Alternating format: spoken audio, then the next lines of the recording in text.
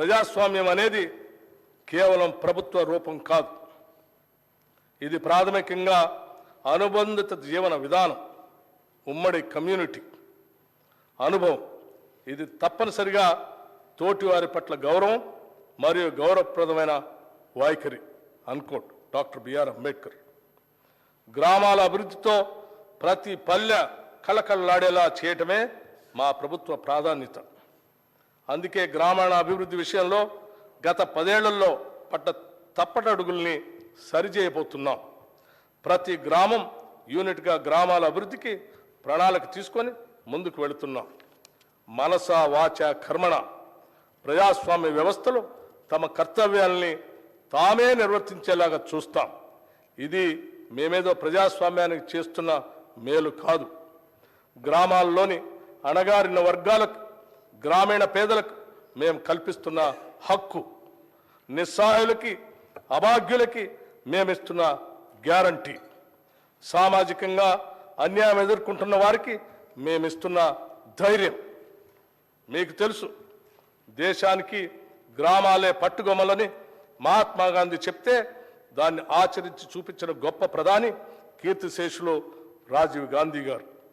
దేశంలో గ్రామ స్వరాజ్యానికి బాటలు వేసేందుకు ఆనాటి ప్రధాని రాజీవ్ గాంధీ ప్రభుత్వం 73, 74వ రాజ్యాంగ సవరణను ప్రతిపాదించింది. గ్రామ పంచాయతీలకి ఆర్థిక వెసులుబాటు కల్పించడమే కాకుండా వారి అభివృద్ధి ప్రణాళికను వారే రూపొందించుకునే విధంగా కేంద్రం నుంచి నేరుగా నిధుల్ని పంచాయతీలకు అందజేసిన ఘనత అప్పటి కాంగ్రెస్ ప్రభుత్వానికే దక్కుతుంది. గ్రామ పంచాయతీల్ని మరింత బలోపేతం చేస్తాం.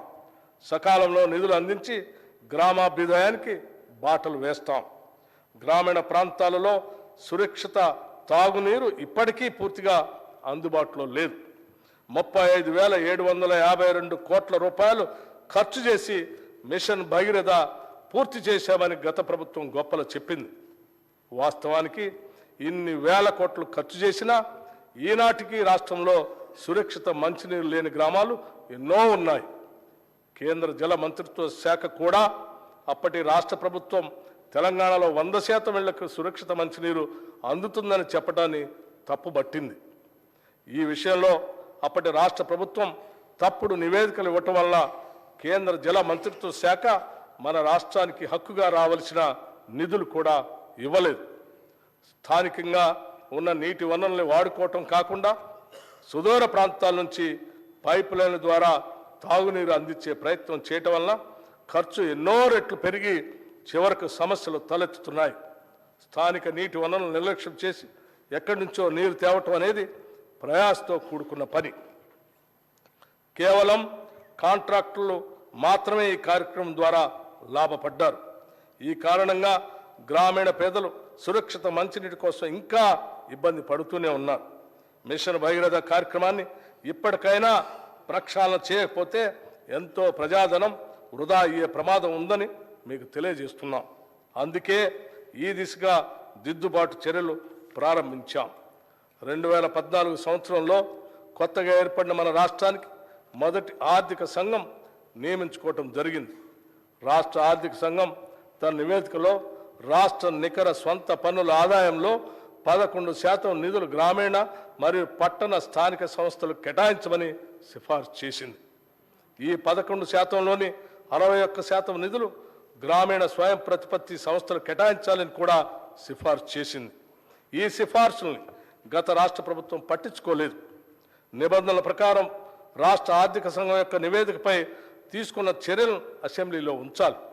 అయినా కూడా దాన్ని పూర్తిగా నిర్లక్ష్యం చేశారు.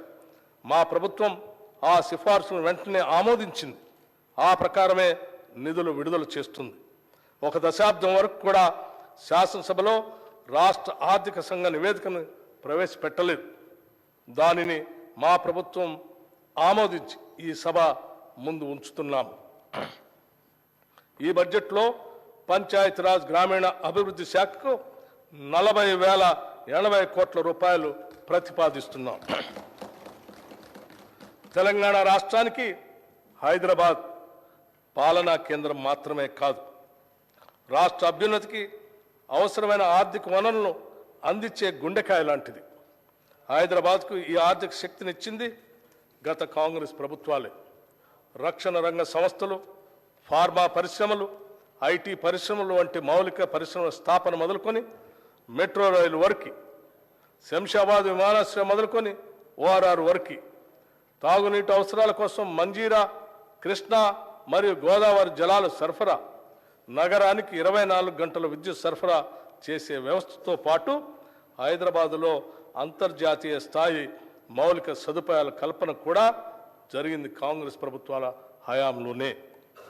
హైదరాబాద్ అభివృద్ధి ద్వారా సృష్టించబడిన సంపద ఏ కొందరు అధికారులకో లేదా నాయకుల స్వార్థం కోసం కాదు, అది యావత్తు ప్రజలందరికీ చెందాలనేదే మా లక్ష్యం, మా మార్గం.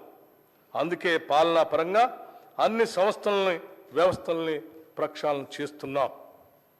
మూసీ ప్రక్షాళనతో పాటు మూసీ పరివాహక ప్రాంతాన్ని ఉపాధి కల్పనా జోన్గా మార్చే కార్యాచరణ మొదలుపెట్టాం.